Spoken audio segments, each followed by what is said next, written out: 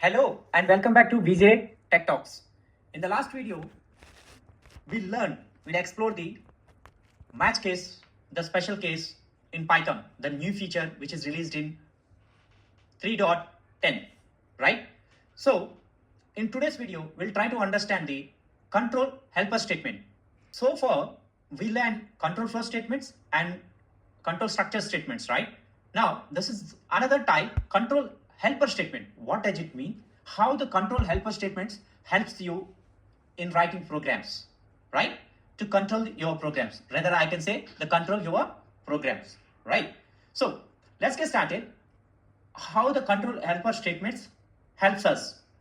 This program, right? Just let me copy.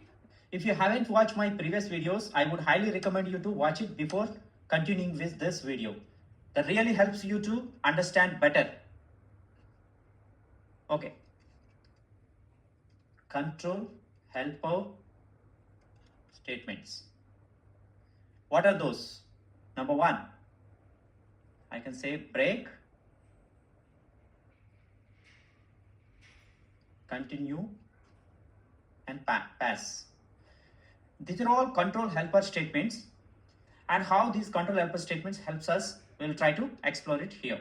Okay, now we have a program. If I add like this, just going to print 1 2 3 4 5 till 8, right? Because it's 8. Okay, let me put it in 5. I don't want to print more. Okay, 5. Okay, this is fine. Okay, just what I want to do here is just I want to add once control flow helper statement. How this will behave, just observe. Let me keep this one here, one condition. If I equal to 3, then break the program. Let me try to explain this program.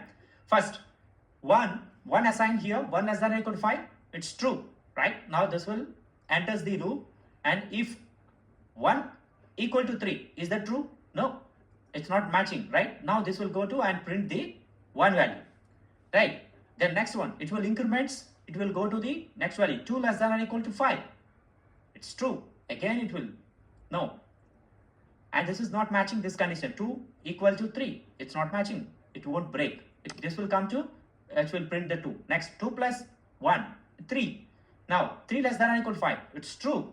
And this will go to the next block. If block is executing, 3 equal to 3, it's true here. This time it is true, right?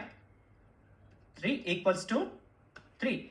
It's a true condition. Now, this will break the program. It won't continue to the next. It will not try to execute. It won't try to execute the print block and also incremental dot.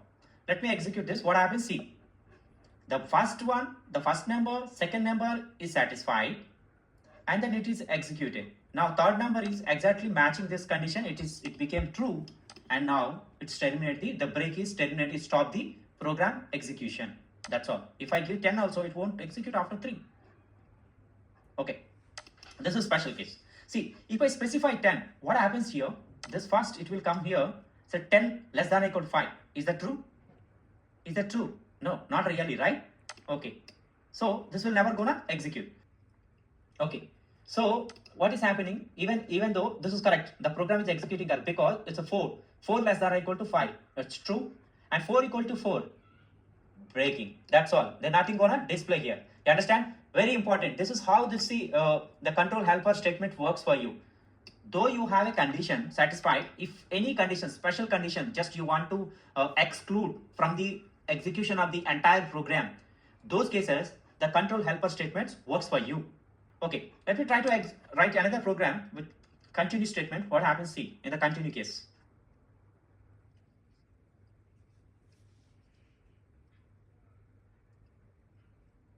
I plus 1, and then I will say if I equals to 5, just continue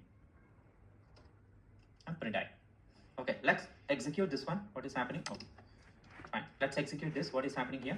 Here, if you look at these two statements, if I execute here 0 to 4 we are getting. If I execute here, is coming 1 to 6. How it is possible?